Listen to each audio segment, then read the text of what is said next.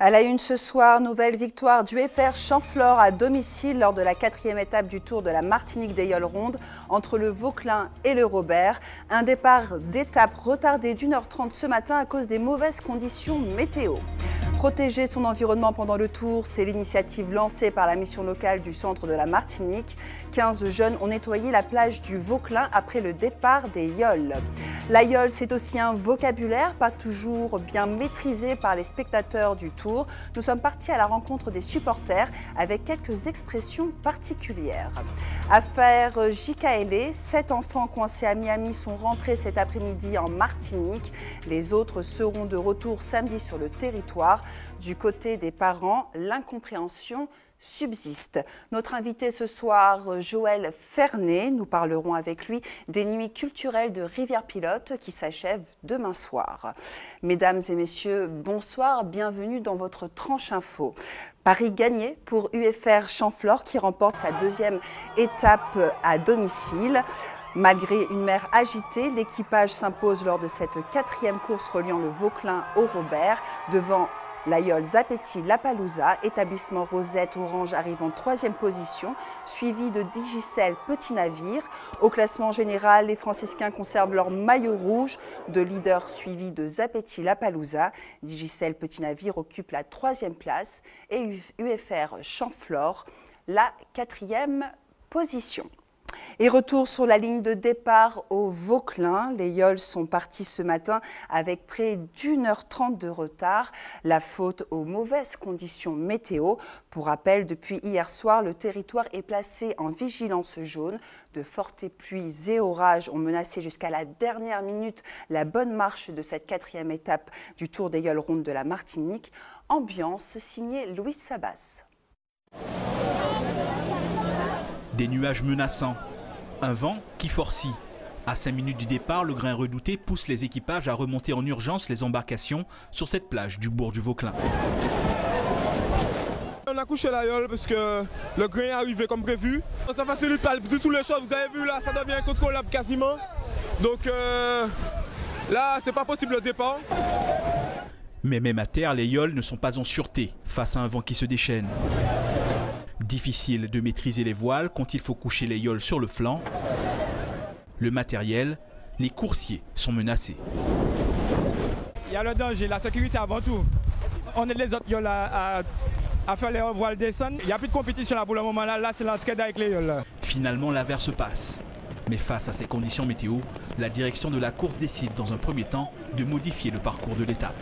Nous avons convenu de réduire le parcours, c'est-à-dire de ne pas rentrer au François. Le parcours va donc se passer de la pointe du Vauclin. Directement, on va passer la porte de l'espace sud et on ira continuer la boucle telle qu'il est prévu au Robert. Les Yoles sont donc bien au départ pour une traversée contre vents et marées vers le Robert. Godiller, louvoyer ou mapipi, connaissez-vous ces mots propres au jargon de la Yole? Pour le savoir, Guy Raphaël René a sondé quelques spectateurs du Tour. Regardez.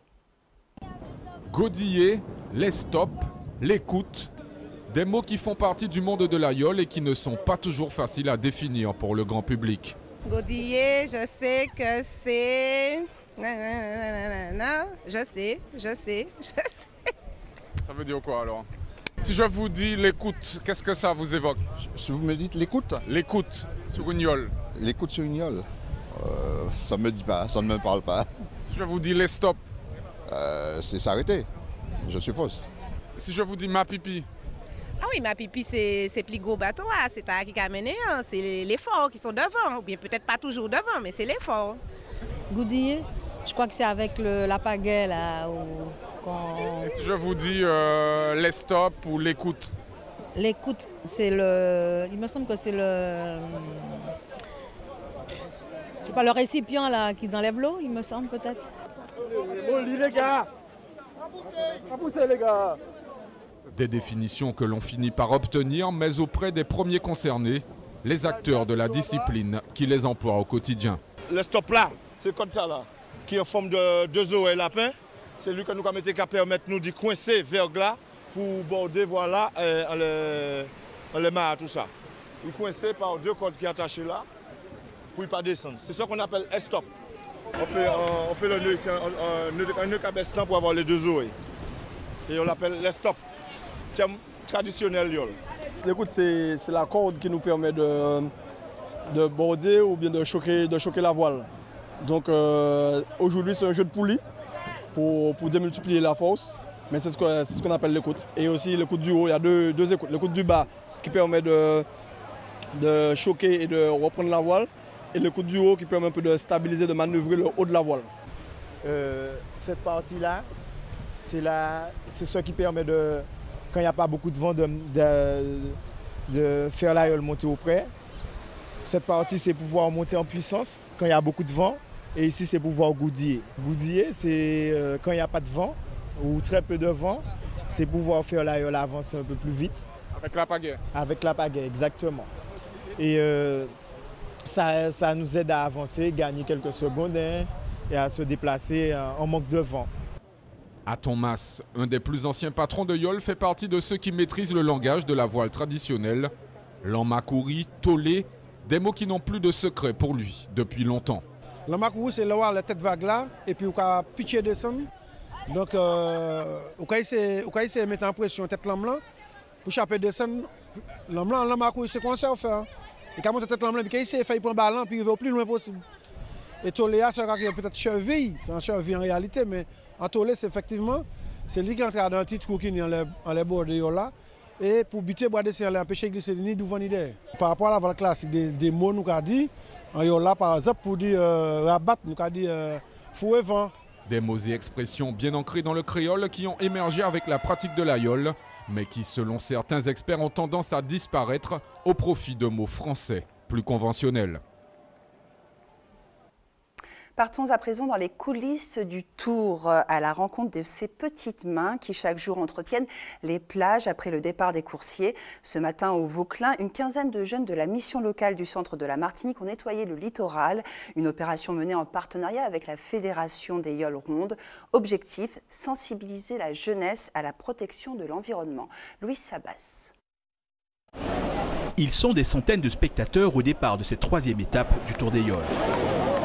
Une fréquentation qui laisse des traces, des bouteilles en plastique ou détritus plus improbables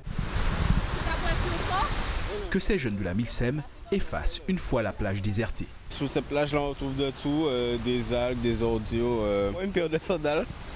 On se demande qu'est-ce qu'il a oublié ou bien, je ne sais pas, mais je trouve que cette plage elle est un peu sale quand même. Une mission de nettoyage destinée à les sensibiliser à la protection de l'environnement. Et sur cette plage du bourg du Vauclin, ils déplorent le comportement de leurs compatriotes. Déborah, tiens, pour aller à la mer. Merci beaucoup. Je ne trouve pas ça normal que nous puissions salir notre propre plage. C'est pas...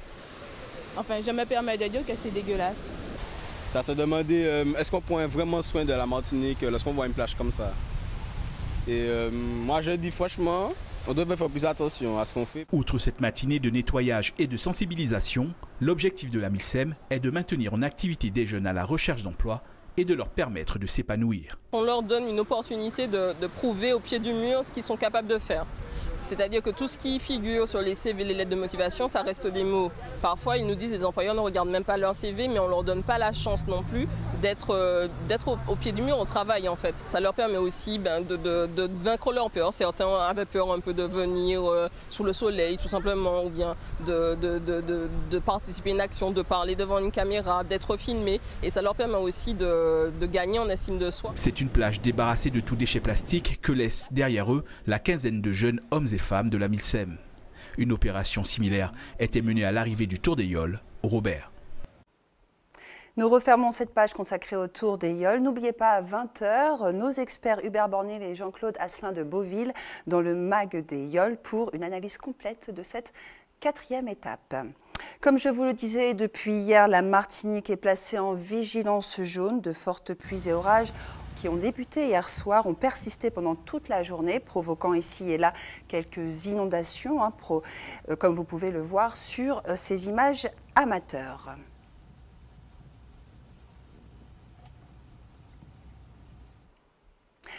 Est-ce que la situation météorologique va s'améliorer? Faisons le point avec Christian Massy, prévisionniste à Météo France, au micro de Johan Boulard.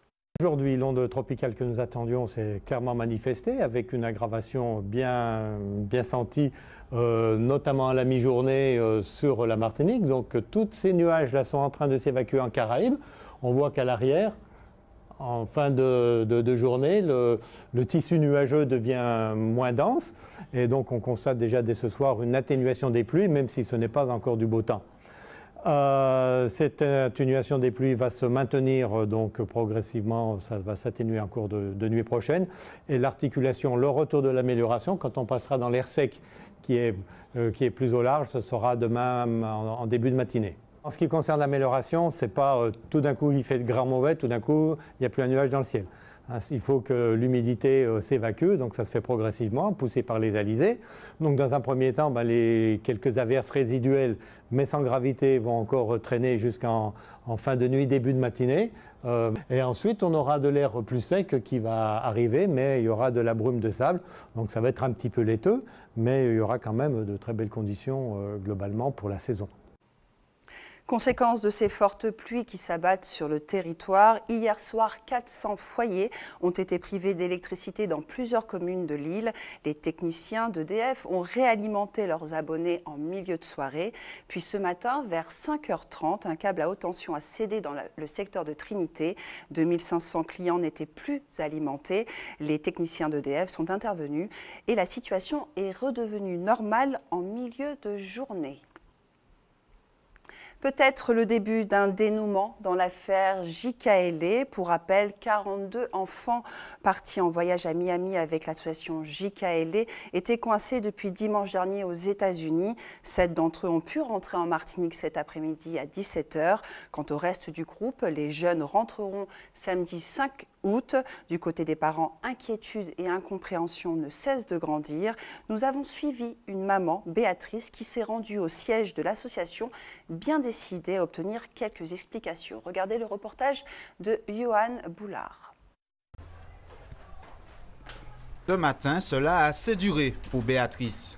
Sa fille Laetitia devait revenir d'un séjour à Orlando depuis dimanche. Et jusqu'à maintenant, point de Laetitia. Je suis inquiète pour ma fille. Je ne sais pas si elle a un hébergement correct. Je ne sais pas si elle mange à sa faim. Je ne sais pas quand elle va en retourner. Nous avons eu que les secrétaires qui nous ont répondu. Je ne sais pas quoi vous dire, madame. C'est tout ce qu'ils m'ont dit.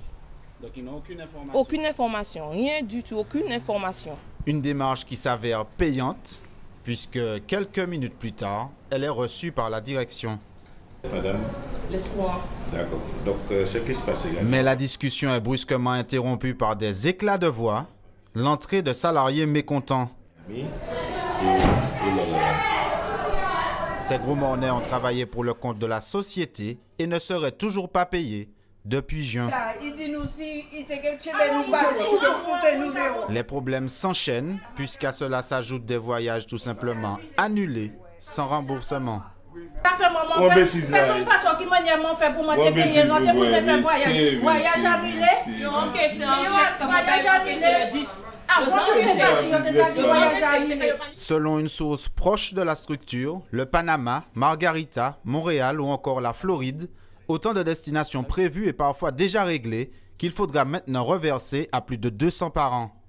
Pour ce qui est de Béatrice, la discussion se poursuit.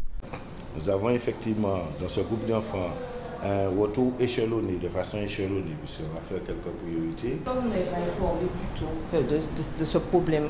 Si c'est une histoire de frais, que le parent prend en charge le retour de son enfant. Nous faisons tout, nous priorisons, nous hiérarchisons enfin les éléments pour qu'on puisse permettre que les enfants puissent s'intégrer. Un déblocage en partie dû à l'intervention de la préfecture.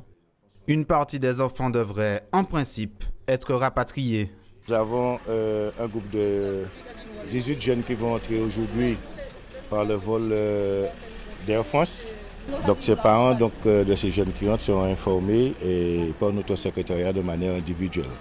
Et donc toutes ces personnes-là vont entrer au pays de façon échelonnée jusqu'au samedi 5 août. Nous sommes partis donc en vol charter avec toutes comment on va dire, les conséquences que ça implique. Pour les explications concernant ces multiples rebondissements, il faudra repasser. Le dossier serait aux mains d'un conseil juridique qui aurait demandé à la direction de ne pas communiquer sur les causes de cette malencontreuse aventure. Restez avec nous sur ATV. À suivre dans un instant, la collectivité territoriale de Guyane compte entamer une procédure pénale contre les habitants du Mont-Baduel pour occupation illégale de son terrain. Et puis votre JT des communes, ce soir, Hubert Bornil a testé le Pizza Bout, une pizzeria sur l'eau au Marin. Mais avant, partons en Guyane avec cet avertissement avant l'action pénale lancée par le président de la collectivité territoriale aux habitants du Mont-Baduel. Ces derniers occupent illégalement un terrain appartenant à la CTG. Alexandre Rodolphe compte mettre sa menace à exécution en septembre prochain. Jade Létard-Metton et Jonathan Lariot. Ce drone a pour but de montrer à tout le monde le danger. S'il y a un malade, personne ne peut aller chercher. Une dizaine d'hectares occupés illégalement par près de 1400 personnes. C'est l'état actuel du Mont-Baduel. La collectivité territoriale de Guyane, propriétaire de l'un des terrains squattés, a décidé de passer à l'action. Nous sommes venus aujourd'hui avec nos avocats signifier la mise en place d'une procédure d'expulsion. Alors elle est en même temps humanitaire, parce que ces personnes vivent à travers une mafia organisée dans le cadre des marchands de sommeil, dans le cadre des filières qui font rentrer ces pauvres malheureux en Guyane. On sait très bien que sur la zone du Mayuri, c'est par centaines de personnes qui entrent régulièrement en Guyane. Il faut maintenant que l'État assume ses responsabilités. Les riverains ont aussi participé à cette rencontre. Vous savez qu'ils sont en difficulté, mais il faut aussi changer nous. Bien souvent, vous avez oublié qu'ils ne sont pas tout seuls, malgré votre difficultés, votre souffrance. Parce qu'effectivement, nous avons supporté des ordres, nous avons supporté l'auto qui a garé n'importe quel côté, point de vue sécurité, ça grave. Nous avons supporté, ça fait d'autres cas couper pied bois, il faut faire attention et qu'il y ait des déboulements. Donc, nous avons comprendre, tant qu'ils nous mettaient toutes ces bêtes en place, ça qui prend temps, mais il faut nous apprendre à vivre en cohérence. Des personnalités influentes de la communauté haïtienne se tenaient aux côtés des représentants des différentes parties. Une passerelle entre les deux camps. C'est pas faute moun yo. Yo pas ni travail. Yo pas ni l'argent. Yo bijou fait priorité. C'est pour sauver la vie yo. Comprendre? Mais c'est pas content état content. Puis yo fait ça. Nous t'a demandé une petite chance pour yo comprendre pour écouter pour t'a mis koy. La procédure judiciaire menant à l'expulsion des occupants illégaux devrait débuter courant septembre. En bref, la 6e étape du Tour cycliste de Guadeloupe entre Déé et Sainte-Anne est revenue à Adrien Alidor de l'USR. Cédric Ramotte et Julio Palicio Amores occupent la 2e et 3e place. Le premier Martiniquais, Cédric Eustache, est 26e à 1 minute et 20 secondes du vainqueur. Au classement général, le Martiniquais conserve le maillot jaune. Il a toujours 12 secondes d'avance sur Juan Ortiz Murillo des Guadabakers et 29 secondes sur Boris Carême de CCD. Culture à présent, des nuits pour danser, des nuits pour conter, des nuits pour chanter. Les nuits culturelles de Rivière-Pilote promettent chaque année leur lot de surprises et de rêveries artistiques. Mais comme toutes les bonnes choses ont une fin, la 28e édition s'achève demain soir avec la nuit de la musique. Pour en parler ce soir, bonsoir Joël Fernet. Bonsoir à vous, bonsoir aux téléspectateurs, aux téléspectatrices d'ATV. Alors, vous êtes l'administrateur de l'Office municipal pilotin d'action culturelle et sportive, l'un des administrateurs. Alors, l'OMPAX, on dit aussi, est une entité qui organise ce festival qui a été créé, rappelons-le, en 1990. C'est exact. Aujourd'hui, 2 festivals culturels et gratuits subsistent dans le paysage artistique de l'île. Je pense au Festival de Fort-de-France, mais aussi aux Nuits culturelles de Rivière-Pilote. Comment arrivez-vous à tenir ? Nous misons principalement sur la qualité. Nous faisons avec ce que nous avons, puisque effectivement nous vivons en période de budget de plus en plus contraint et nous nous faisons fort de miser sur la qualité, essayer de la maintenir le plus haut possible. Alors, selon vous, pourquoi le concept de festival gratuit, parce que c'est aussi ça, n'a plus tant le vent en poupe? Alors, est-ce que c'est seulement des questions budgétaires ou est-ce qu'il n'y a pas finalement un manque de volonté, on va dire, politique ou des financeurs, voire des artistes? On va dire un peu des deux. Parce que finalement, en période de crise, on a toujours tendance à rogner sur le budget du sport et de la culture. À notre niveau, bien entendu, nous n'avons pas le budget du début, voire même de ces dernières années. Mais c'est une gageure, nous nous faisons fort de maintenir le niveau de qualité. Et c'est également une volonté politique de Rivière Pilote, des différentes équipes qui se sont succédées. Alors l'accès pour tous à la culture, c'est aussi l'un des objectifs de ces festivals pour ainsi permettre la découverte d'expressions artistiques, d'œuvres contemporaines nouvelles, voire de rencontres différentes entre genres. On a vu conteurs, jazzman, et tout ça au cœur de la culture martiniquaise. La culture pour tous n'est-elle pas finalement mise à mal avec effectivement ce côté où on a de moins en moins de festivals gratuits en Martinique? Alors, peut-être pas en ce sens qu'il y a malgré tout des spectacles de qualité, mais il est vrai par définition, s'ils sont payants, ils ne sont pas forcément à la portée de tous. D'où la volonté de la municipalité de garder justement la gratuité de ces spectacles de manière à ce que la culture soit mise à la portée de toute la population, bien au-delà de Rivière Pilote. Alors, parlons à présent de cette 28e édition qui s'achève demain soir avec la Nuit de la musique. Pourriez-vous nous en faire un premier bilan? Est-ce que le public a répondu présent? Alors, c'est vrai que nous n'avons pas forcément suffisamment de recul pour l'instant pour le savoir, mais nous constatons simplement que le public ne se déplace pas en masse uniquement pour la musique. Depuis quelques années, systématiquement, le marché de Rivière Pilote est de plus en plus rempli dès le début, que ce soit pour la nuit de la danse ou... Oui, parce que ça, c'est un concept très intéressant. La nuit de la danse. Alors, il y avait cette année la compagnie de Josiane Tourelle, avec un hommage rendu au grand chorégraphe martiniquais Jean-François Colombo. Mais il y avait également Jean-Hugues Mirdin, aussi, qui est chorégraphe. Et puis, il y a eu aussi des après-midi théâtre pour nos bambins, pour les enfants. Les enfants avec la compagnie Sigiri, si je ne me trompe pas. Ou encore Conte et Jazz avec Philippe Cantinol et Alain Jean-Marie au piano. Alors justement, c'est une programmation bien diversifiée, ça aussi c'est une volonté. C'est une volonté, c'est du travail, mais c'est une volonté et le résultat nous conforte dans nos choix, puisque outre Philippe Cantinol, il y avait également Bois Corée, donc chacun a pu produire une prestation de tout premier ordre. Alors, rappelez-nous un peu le programme de la dernière nuit, qui est la nuit de la musique, qui aura lieu donc demain, vendredi 5 août, sur le marché couvert à Rivière-Pilote. Donc, à 19 h, toujours sur le marché, bien sûr, nous aurons la prestation de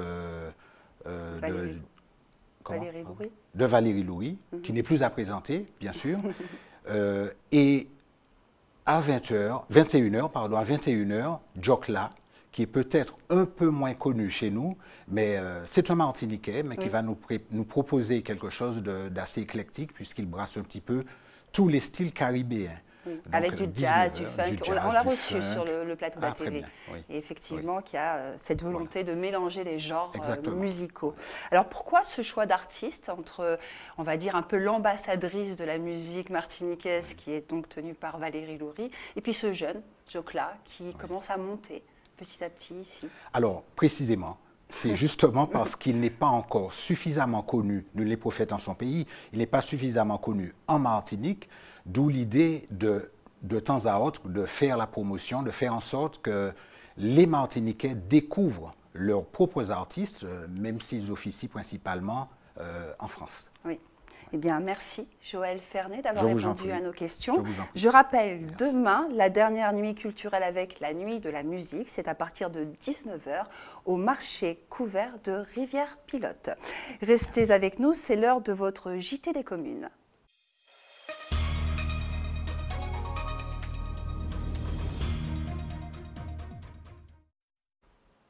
Le JT des communes qui commence à Sainte-Marie avec un accident qui s'est produit ce matin vers 7 h sur la RN1 à hauteur de Derrière-Morne, non loin de la Valériane. Vous voyez ces images impressionnantes prises par des témoins. Elles rendent compte de la violence du choc entre les deux véhicules. 3 blessés sont à déplorer, dont un nourrisson légèrement touché à la bouche. Une jeune femme de 27 ans présente une blessure au bassin. Elle a été héliportée vers le CHU de Fort-de-France. Quant à la 3e victime, il s'agit d'un homme d'une trentaine d'années. Il a été évacué blessé vers l'hôpital de Trinité.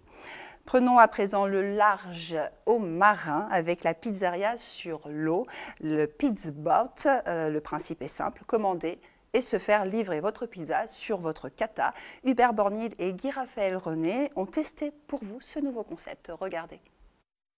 Jusqu'à maintenant, on pouvait se faire livrer à la maison. Maintenant, le système est nouveau. Sur l'eau, directement, on reçoit sa pizza. Voici la dame pizza qui arrive. C'est Coco, je vous la présente. Ça va? Bonjour. En forme? Je viens pour la livraison. Très bien. Canada. Merci. Voilà. À bientôt. Ok, bye bye, bon appétit. Pizzbot, c'est le nom du kata. Une affaire naissante, créée ou pilotée par cette jeune femme, Aurel. Les gens nous contactent principalement par téléphone, nous commandent, on les livre et plus le soir, les gens viennent au bateau chercher leurs commandes. À 32 ans, elle a opté pour le microcrédit et a ainsi créé son entreprise avec un projet qui jusque-là n'existait pas sur notre territoire. T'as le temps de me couper du chorizo s'il te plaît ou pas? Oui. Je la fabrique avec tous les ingrédients normaux et après je la slappe avec la semoule de blé. Donc ça c'est notre petit plus. Le bateau a dû être spécialement aménagé pour l'activité. Coût de l'opération, à peu près 90 000 €. Ça dépend si on compte l'achat du bateau ou sans le bateau, puisqu'il y a une partie financée pour la société, une partie financée pour l'aménagement du bateau en lui-même. Comme c'est un concept nouveau, on ne sait pas tellement encore où on met les pieds. Donc pour le moment, on prend ça tout léger. Et puis après, si ça fonctionne, on avisera au fur et à mesure. Heureusement, Aurel bénéficie du coup de main de sa mère. À deux, elles ont lancé le concept plutôt sympathique, Aurel et Coco. Ça a été calculé, ça a été pensé, donc je pense qu'il y aura un résultat. Ça a été étudié, réalisé, maintenant il faut que ça fonctionne. Voilà. Je vais faire une pizza si vous voulez voir. Le catamaran évolue sur le plan d'eau entre Marin et Sainte-Anne, l'entreprise table sur une bonne clientèle, des plaisanciers résidant sur place et ceux de passage. Depuis 2 mois, la petite affaire se développe doucement, mais sûrement. Voilà en tout cas une belle initiative et puis sachez que vous pouvez retrouver Coco et Aurel tous les week-ends à Sainte-Anne également. Elles seront présentes aussi sur le Tour des Halles. Un œil comme chaque jour sur le planning de l'EFS. Demain, le camion de l'établissement français du sang sera stationné de 13 h à 18 h sur le parking de la Grande Récré, rond-point Canal Cocotte à Ducos. Vous pouvez aussi vous rendre à la Maison du Don à l'hôpital Pierre-Zobda-Kittmann de 9 h à 16 h. C'est la fin de votre édition, merci de l'avoir suivi. Avant de se quitter, je vous rappelle les principaux titres développés dans ce journal. Nouvelle victoire du FR Champfleur à domicile lors de la 4e étape du Tour des Yoles Rondes entre le Vauclin et le Robert. Un départ d'étape retardé d'1h30 ce matin à cause des mauvaises conditions météo. Protéger son environnement pendant le Tour, c'est l'initiative lancée par la mission locale du centre de la Martinique. 15 jeunes ont nettoyé la plage du Vauclin après le départ des Yoles. La Yole, c'est aussi un vocabulaire, pas toujours bien maîtrisé par les spectateurs du Tour. Nous sommes partis à la rencontre des supporters avec quelques expressions particulières. Et puis affaire JKLE, 18 enfants coincés à Miami sont rentrés cet après-midi en Martinique. Les autres seront de retour samedi sur le territoire. Du côté des parents, l'incompréhension subsiste. À suivre sur ATV, le journal de BFM TV. Ensuite, la météo présentée par Ruth Fortuna. À 20 h, le MAC des Yoles. À partir de 20 h 15, vos séries Person of Interest, suivies de 2 épisodes d'Hawaii 5.0. Demain, vous retrouverez Jean-Marc Dabreux. Merci de votre fidélité. Bonne soirée sur ATV.